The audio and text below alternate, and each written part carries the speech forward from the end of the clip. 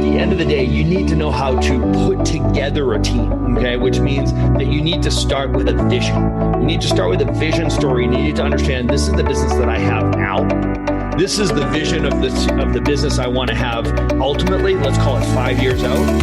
Hello and welcome to the Remarkable CEO Podcast, a show dedicated to chiropractors who want to transform their job into a business so that they can have a remarkable practice as part of a remarkable life, not instead of one. With your hosts, Dr. Pete Camiolo and Dr. Stephen Franson. Hey everybody, welcome to another episode of the Remarkable CEO Podcast. I'm Dr. Stephen Franson. And I'm Dr. Pete Camiolo.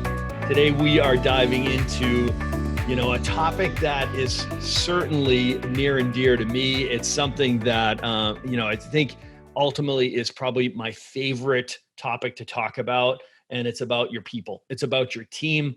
I've probably told the story 10 times here on the podcast, but honestly, this used to be such a blind spot for me. And it's important to note that now I recognize it's really the most important content that we create because, we know the truth. 90% of our problems are people problems. And, ultimately we used to talk about attraction, conversion, retention as being the key to running a successful practice, running a successful business. Like all you needed to know about was attraction, how to market and attract potential new patients into the practice, and conversion, which is how to convert people, how to compel people to take action and invest in their health and in their life. And then retention, which is creating ideal patients and collecting ideal patients. Attraction, conversion, retention. You get those three things down and everything's going to be hunky-dory. Well, truth is, not so much. I would teach that from the stage, did it for years. And then as soon as I'd step off the stage, I'd get out into the hallway and one of the docs would grab me and pull me aside. And the questions that they would ask, the topic that they wanted to talk about was almost invariably their team. Whenever I get on a coaching call or whenever I answer an email, it seems like the topic everybody struggles with is their team. My CA is sideways. My office manager quit. I can't find a great associate doctor, right? I'm feeling burnt out myself. It's almost always around team issues. Top Grading says it best, Dr. Pete, and that's 90% of our problems are people problems. So as CEOs, we've got to solve that issue. Yeah, and this is not a pass for you to keep a team of one or two. This is not a reason why you shouldn't grow. When I hear that statement, sometimes my brain goes to, well, that's exactly why I'm not going to have a lot of people, because if 90% of the problems are people problems, I'm just going to keep it me and one other. And so we can spend a whole career, and this happens a lot in chiropractic, is chiropractors, they might say, well, I'm running a really lean ship. It's just me by myself or me and one CA.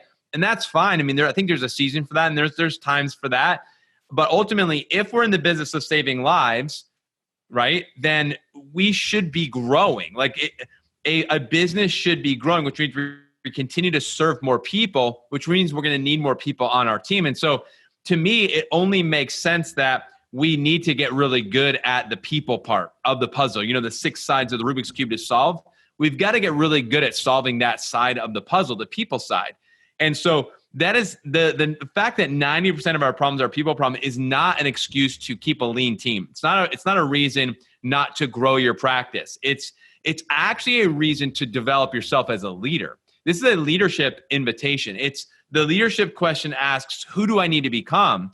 Who do I need to become to be able to lead this team, to help develop a team so that we can make a bigger impact, make a bigger income, and as a CEO, and it's not at the expense of my health, my family, my relationships, my happiness, right? And so it's very important that we think like CEOs here. And a CEO looks at a problem and they start and they look at it from a perspective of, okay, where is this issue? And they start asking questions about what's the cause? Is it a vision issue? Is this a leadership issue? Is this a systems issue? Is it a people issue, right? Is this a training issue? Or is it an energy issue? Is it a focus issue? Where is the issue? So we ask questions. And so when it comes to people, there are 4 very specific questions that we as CEOs should be asking. The first question is this: do I even have the right people? Do I have the right people? Do I have the right person? The second question is, are they in the right position? The third question, are they doing the right work? And then the fourth question, are they doing it the right way? So listen to how it flows. Do I have the right person in the right role, doing the right work the right way? Think about that. See how that flows? Do I have the right person in the right role, doing the right work the right way? One of the things I love is doing the stop, start, continue. It's a beautiful exercise in this to continue to reevaluate. And we have so many tools in the Remarkable Practice on serving your team and creating and developing a remarkable team. But these 4 questions we have to answer as CEOs. These are the questions that we have to ask ourselves. Yeah, Dr. Pete, when it comes to building a business, turning your job into a business, one thing that we've embraced is that businesses are scalable. Okay. So scalable means you can do more, give more, love more, serve more, make a bigger impact and a bigger income, but it doesn't have to all be done by you, right? So that implies leveraging other people, systems, and technology, right? So other people, so many docs really put the cap or put the lid on their business because they dismiss that, oh, you know what, I don't want that complexity. Or I like to keep it lean. I like having a small team, right? So it's just like literally they just start telling themselves stories. And you know what? I'm not judging that by any means, but we can't save the planet if we're just focused on trying to stay small, trying to stay lean. And I love simplicity, okay? But I want to make sure that you don't give yourself a reason or an excuse for not growing and make a bigger impact in your community. And very often that reason is well-founded. You just don't know how to build a team, right? So ultimately that 4th domain that we had to add was team building. So now it's attraction, conversion, retention, and team building. And I'd say if you're going to choose one of those to get right, I'd say team building is the one to get right. I'd make the argument that you could have all 3 cylinders firing: attraction, conversion, retention. But if that 4th cylinder, that team building one was not working properly, you're screwed. Whereas if you do get that 4th cylinder right, when you do get team building right, the other 3 categories could be sideways, but that team would figure it out. The big idea here, guys, is at the end of the day, you need to know how to put together a team, okay? Which means that you need to start with a vision. You need to start with a vision story, and you need to understand this is the business that I have now. This is the vision of the business I want to have ultimately, let's call it 5 years out. And then this is the business that I want to have next. So you need to have the now, the ultimate, and the next. You need to have a vision for the next iteration of your business. And you need to ask yourself, this is what I have now. And usually what it is, there's a framework. If you were to describe your practice right now, the first thing you'd start talking about is your team. But you start talking about people, what you should be talking about is roles. What are the roles of your business? What are the roles? What are the key functions of your business?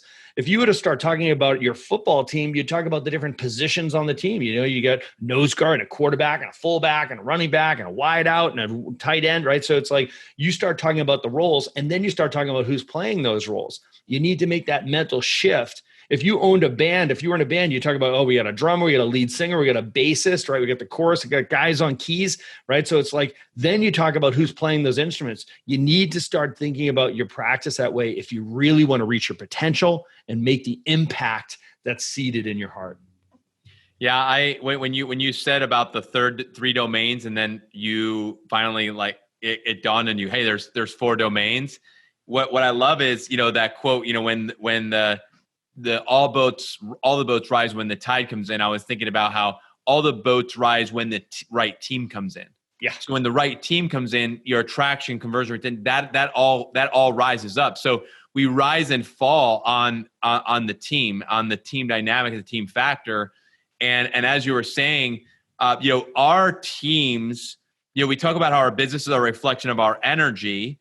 And energy up, practice up, energy flat, practice flat, energy down, practice down. It's so important we get the energy right, Doc. So when I go to the 4 questions, when I think about the energy, I go to that first one, which is, do I have the right people? And I think one of the questions we have to ask ourselves, how do you know if you have the right people? It's the energy. Do they have the right energy? Do they bring the energy that's needed for us in the work that we do? Listen, if they're not the right person, then there's another right place for them to be. And that would be the right thing for you to do, is to promote them to the next best place for them to go, which is to work somewhere else, right? So we promote people from our offices, but again, the goal would be even on the front end that we would have the discernment to know this is not the right fit. So there's 2 questions we want to make sure they have that we can answer confidently when it comes to the right person. Number one, and this is about energy really, do they share our core values? That's a showstopper. It really is. If there's not alignment in our values, there's no reason to proceed. There's really no reason. I mean, you're going to bang your head against the wall, team training. You're going to be investing in, bringing people to seminars and all this stuff. And you're wondering what's going on and what's wrong. No matter what I do, nothing has changed. If we're not aligned in the core values, showstopper. So we've got to make sure that that's aligned. Number two is that vision. Like you just talked about that. You said, here's where we are now. Here's where we're going ultimately. Here's where we're going next. If I shared that with somebody, they're going to be like, I'm coming. I want to go on that journey. Wait, where are we going? In the next 5 to 10 years, we're going there. Can I come with you? Can we do that together? That's a vision. Now, if somebody is the right person, they're going to listen to that and be like, can I come? I would like to come. I want to be a part of that. That to me is we're starting to get the right person. So we talk about A players, it's heart, talent, and skill, right? The heart, talent, skill. The heart part is this part. It's, do you share our core values? And are you compelled by the vision? And when I share that vision, you get caught up in it and you say, I want to come with you. To me, those things have to be set first to know if we even have the right person on the team. Absolutely. And when you talk about energy, some people misread that, right? So there's different roles that have different responsibilities that call for different types of people with different types of attributes, skill sets, experience, and energy. So that check-in CA might have a higher vibration. They might be more extroverted and a quote unquote high energy person. Obviously, everybody should be positive energy, but not everybody needs to be that big extroverted energy, right? So let's not confuse the personality type and extroversion with a person's energy. See, if somebody is aligned with your practice, okay, so if they share listen to the verbs, guys. If they share your core values, being in an environment where you say, this is what you can expect from us, and this is what will be expected from you, which is what your core values are, being in that environment it's going to energize them. If they don't align with you and they do not share your core values, being in that environment will drain their energy. So think about that, guys. We've all been there when you've been in an environment. It's like, man, why does this environment drain my energy? Just don't share the core values, right? Why does this relationship drain my energy? We just don't share core values. We're not aligned. And the second one, buy into your vision story. Oh my goodness. As a CEO, your job is to cast the vision. This is where we're going. Who's with me, right? And that vision story has to absolutely energize your team. It has to energize that person. This is the person that's like, not only am I coming with you, they're already in the boat, oar in hand, looking at you going, okay, let's go. Let's all row in line. Let's get there, right? So that's what we mean by energizing the person. So that's the right person. So do I have the right person? Now the question is, are they in the right role? So Dr. Pete, I know that, we have lots of pain and the obvious things. It's like everything's a wrestling match, right? So you feel like you're wrestling a person around with, if they're not the right person, we don't even have to say what the examples are because every single thing is an uphill battle, right? They don't want to train. They don't want to role play. They don't want to promote, right? They don't want to talk to patients about, they don't want to keep people accountable to their schedule. They don't want to have team meeting, team training. They don't want to go to immersions and train. They don't want to watch videos. They don't want to read green books. They don't want to have a huddle. Are we really going to pray at huddle? Do we have to do, it's like a chant, it's like whatever. It's like, you just pick up on all that. Those are all red flags, right? For this person's just not aligned. They're a good person. They're just not the right person, right? So that's how they manifest.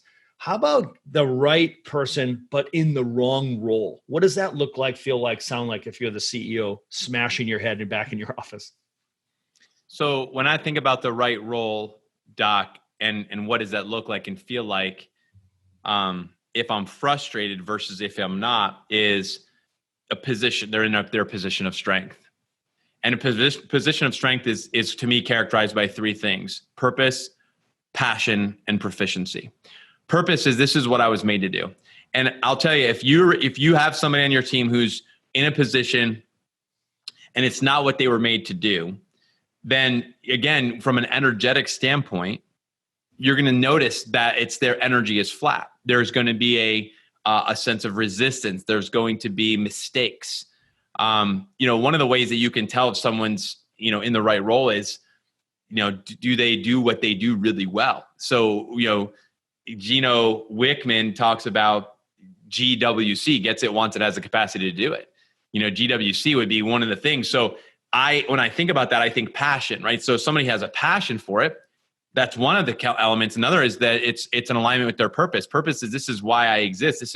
This is what I'm here on earth to do. So if I'm aligned with my purpose, so when you look at a team member and you're like, I know this is your job, but it doesn't feel like this is really what you have a passion for. I don't really feel like you're very interested in this. Purpose means I'm excited. This engages me. It excites me. So I'm looking for those types of energies. Is this exciting? Are you engaged? Disengagement is one of the first, tall tale signs. If you study strengths finders, they find that, absenteeism or presenteeism, is one of the challenges that many companies face, which is I'm present, but I'm not really into it. I'm really not. I signed in or whatever it is.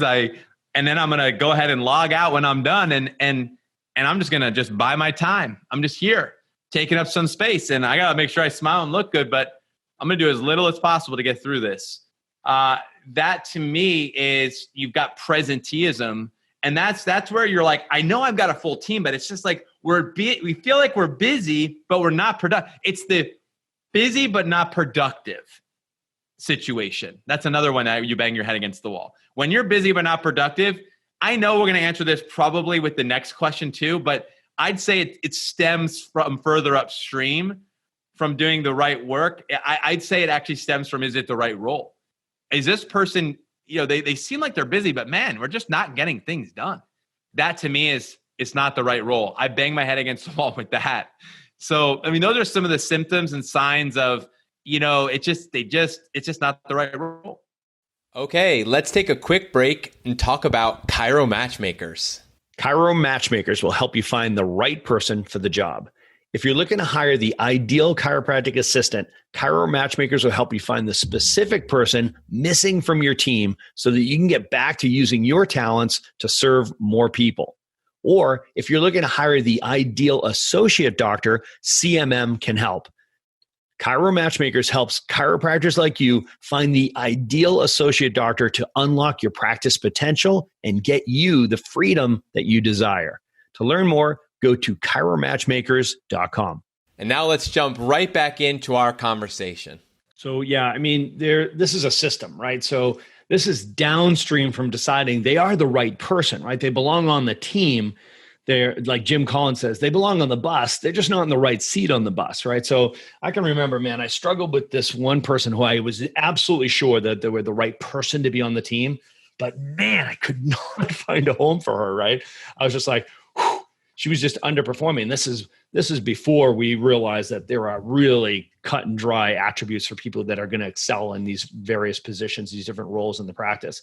We used to kind of have a bunch of Swiss Army knives in the office. We would move them around. Everybody was quote unquote cross-trained, and, people would move around, and, there was some things that they were just better at, and some things that was easy and awesome, and other things that they just sucked at, and we tried to avoid that. But otherwise it was kind of a lukewarm vanilla environment. Until I recognized that, number one, God only makes geniuses.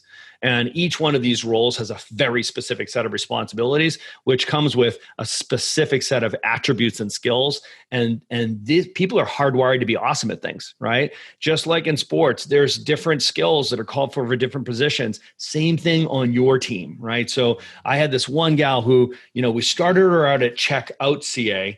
And what we recognized was, oh my gosh, she was just not very good at details. And, she was kind of sloppy and messy and just wasn't getting the numbers right. And then what I recognized was like, man, she was really struggling with keeping people accountable. Like, she was very low confront, and she's the compliance officer. I kind of figured that out through this person. I'm like, wow, her job is to make sure everybody's really committed to their care plan, that they're scheduled out and mapped out, that they're on a payment plan, that they're committed to their EFT program and their payment schedule. They're make sure that they're scheduled for workshop. They bring their guests, and this person's like a compliance officer, make sure that they follow the policies, and they had to be the person that erected the guardrails around a person's experience to assure their best possible outcomes. Man, she was way too empathetic, right? So she was so empathetic, but she couldn't hold people. She bought into everybody's stories and excuses. And I'm like, oh man, she sucks over here. Move her out of there. Just change that position, right? And I ended up putting this other girl in there. It was like a smiling bulldog. She was so awesome at it, right?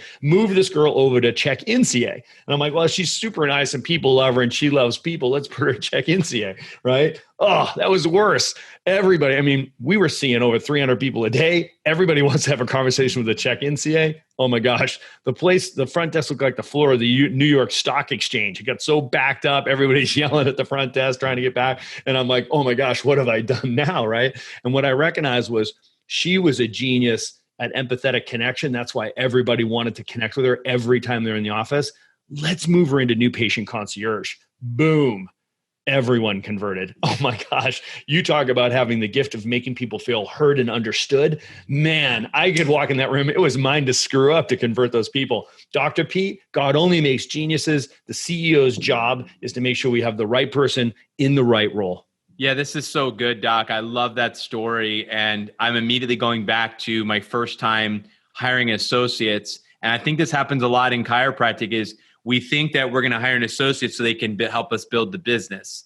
And so that's what we do. It's many chiropractors make this big mistake is I'm going to bring associates so they're going to grow my business for me. I'm going to, do it that way. And you got to realize, and I've made this mistake before, that there are some chiropractors that are wired as what we would call a business builder and some that are wired as caregivers. And I see this as a big challenge. And I think many of you, maybe even some of you listening to this podcast, if you're scratching your head, like what's wrong? And this doc, great doc, we align on so many things, they're just not performing. They're not producing. They're not delivering. Well, it's very possible that, if they're the right person, that they're just not in the right position, meaning that you haven't identified what type of associate they are. And so that to me is another example that I see a lot in our profession of chiropractic. I experienced that in my own journey, bringing in associates, thinking business builders, and they just they weren't cut out of that cloth. Like you said, God only makes geniuses. So this is always a positive conversation. This is always, it's a journey in identity. It's a journey in developing my skills, my talents. And so we gotta, as CEOs, we have to help our team members identify who they are and what their gifts are, and then help position them in the right spot. So that's the right role. The next question we have to ask then, once you get them in the right role, let's say you brought her into the back and now she's new patient concierge, or the doctor's now actually functioning as a caregiver and they're not having to worry about going out and screening and doing talks and getting, building that business.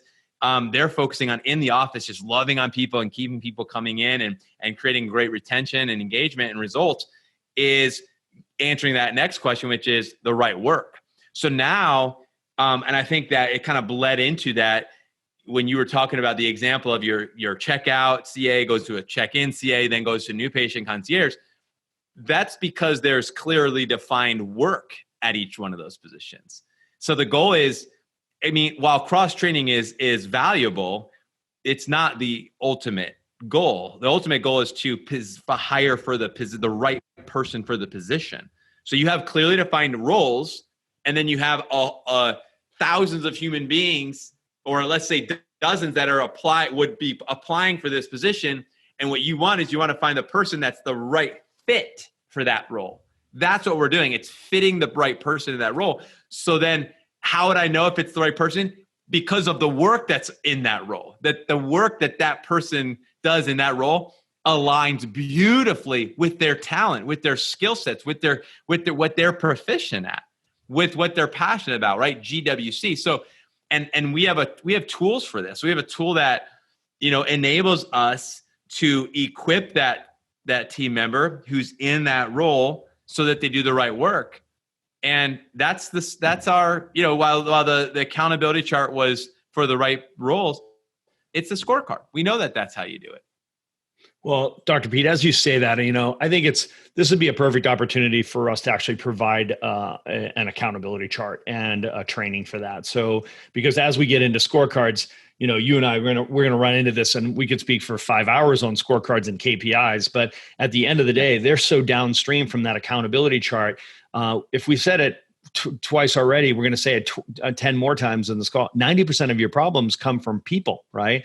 90% of your problems are people problems, right? So 90% of your solutions are going to be found on the accountability chart. You have to get the accountability chart right. Otherwise, we're going to be wrestling all these downstream problems. So Dr. Pete, let's put together a specific training. We'll do a giveaway. Let's put a link down below here, guys. If you want to pick up our accountability chart, and we'll do a tutorial for you on that. There'll be a video here for you. You'll see it in the show notes. Let's make sure we get that right, because as I'm listening to you say that, I'm like, man, we can't even talk about scorecards until we make sure that they get that accountability right. But once that accountability chart is right, the job descriptions are right there. You put the names on there, you pull scorecards right out of there. So now we have the right person in the right role doing the right work, because we said, here, Dr. Pete, you as the caregiver associate doctor in our practice, there's your role.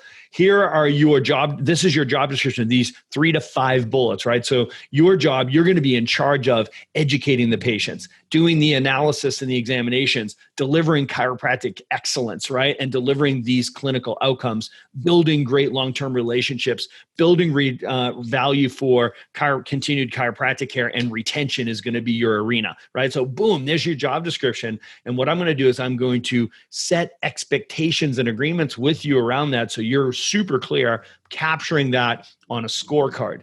Given that you've received that and you've said, okay, I accept that role, I accept those responsibilities, give me a scorecard that says, how is my performance going to be measured? Well, here are the responsibilities. These are the tasks, if you will, that you're trusted with in that position. This is how we measure that role. Each one of those tasks or activities can be measured in this key performance indicators or KPIs. We're going to capture all of that on a scorecard. And the scorecard, we're going to pick 3 to 5 KPIs for you to focus on this quarter. So as the CEO, I get to say, this is what's important now. This is what I want you to be focusing on now, Dr. Pete. In your role, here are the 3 to 5 KPIs that I want you to focus on this quarter, right? And I'm going to come alongside you, train you, equip you, and support you, and make sure that you can be easy and awesome at this, right? So that your outcomes are easy and awesome. Yeah, it's so good. And so you guys are starting to feel it. So you feel the momentum building. So if you get the right person and you get them in the right role, and now they're doing the right work, the last of the 4 questions ask is, are they doing it the right way? So if you've got these other 3 correct and you're going through this journey and you're nailing it each step of the way, then the last question is, are they doing it the right way? The work, are they doing their work the right way? And the answer to that question is very, very simple. And that's training. That's how you determine whether they're doing the work the right way. And so there's certain things that you need. For example, every role should have a competency checklist, meaning every person on the team that comes on board has a set of core competencies for that position that they need to be able to check off on, meaning I do it. It's not something, it's something that I can do to a level that is at your approval so that I've met core competency. Now, competency is onboarding, right? Mastery is ongoing. So our goal isn't to say someone's a master, so now they check off. No, our goal is to create competency. So the idea here of doing the right work the right way, training is an ongoing process. So it's not like, they used to do the right work the right way, but they're not anymore. I'm like, well, when's the last time you trained with them on that? Like, I have never trained with them on that, or I haven't trained on that forever. Well, there you go. I mean, we can't just expect everybody just to be able to know how to do what they're supposed to do and do it well all the time. I see that this is a missing piece in a lot of practices that I talk to, is they don't have a training culture. You may be awesome at hiring at right people in the right role, doing the right, and even doing the right work. You lose if you don't have the training element. Everybody's weapons, everybody's swords and axes get dull over time.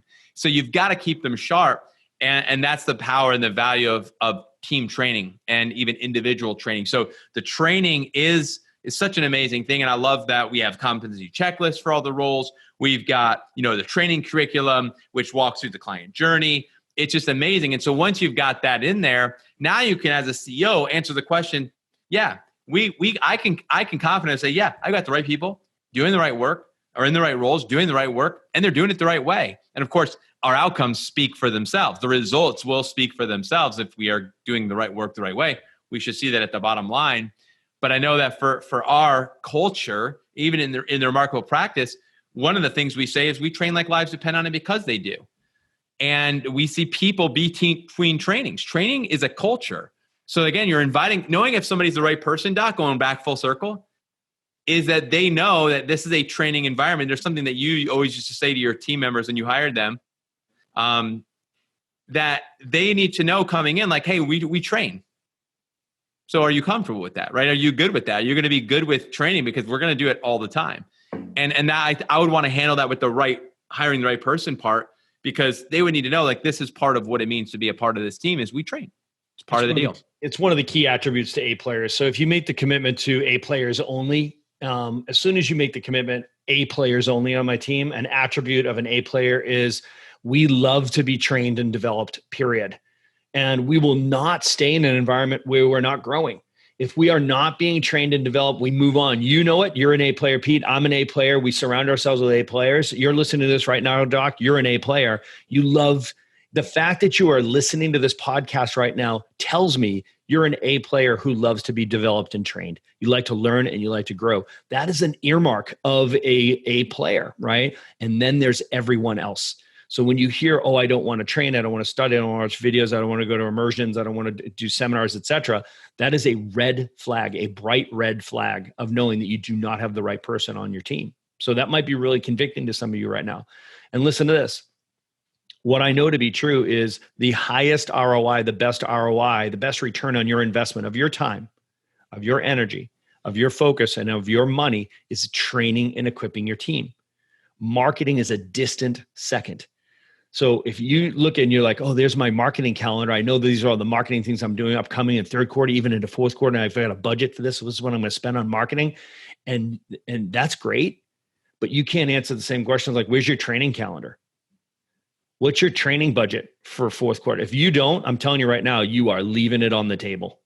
That is the highest return on your investment of time, energy, focus, and money. So, Doc, I also know one other thing is that a lot of you are sitting there and you might be thinking to yourself, wow, this is a lot. It's a lot. It's a lot because it is a lot, right? I'll suggest that you're going to spend the same amount of time, energy, focus, and money. You're either going to be solving problems or you're going to be in a creative process, period, right? It is a lot. You're hearing, wow, that sounds like a lot of people. I have to hire a lot of people, man. Whew. I like to run things lean, right? So I like the profit. Listen, if you want to compare, the lean team that loses a key player and loses its momentum, growth, goes for a wobble for 2, 3, 6 months trying to replace that person, and you watch the revenue loss on that person, I'll tell you what, I have a shark's tooth analogy in my practice. I run my businesses like a shark's tooth, right? One person gets knocked out, the other one moves in, slides right in. Everybody's valuable, but nobody's irreplaceable, right? So we want to make sure that you always have depth on your team. Somebody goes on mat leave, somebody graduates, moves away, somebody goes back to school. You're going to inspire other people to go back to chiropractic school or go live out their vision and their mission. That's awesome. That's our duty. People are with us for a season and for a reason. You've got to be ready for somebody to leave. Just make sure you don't have the exposure that comes with having this quote unquote lean team, because it only takes 3, 4, 5, 6 months of being off by $5,000, $10,000, $15,000 before you're like, holy crap, that's at least one or if not two people's salary right there.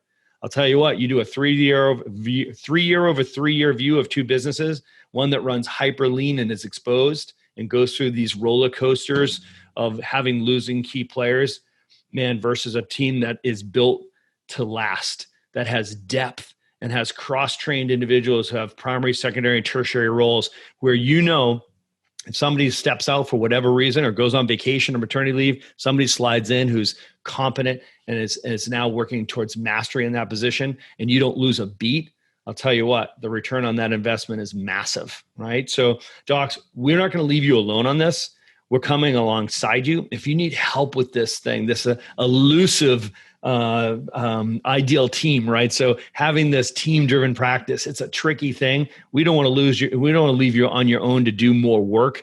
We'd love to come alongside you. We have our team building immersion in the fourth quarter in 2020. It's in first quarter of 2021. It's in January in the US. Keep your ears out and eyes out through this quarter. We're going to be really drilling down on team and team building. We have special episodes that are going to be dedicated to generally on the interview process for anybody on your team. We're going to talk about bringing awesome CAs into your practice. We're going to be talking about the associate doctor conversation. Man, Dr. Pete, we've got a big quarter ahead. We're really going to go deep on this team building concept. Thanks for listening to this episode of the Remarkable CEO Podcast. Remember, what the world needs now is chiropractic, and what chiropractic needs now is more successful chiropractors. If you like this podcast, please subscribe, share with a friend, and leave us a review. And if you'd like to connect with us personally, direct message us on Facebook, LinkedIn, or Instagram. Now go and be remarkable.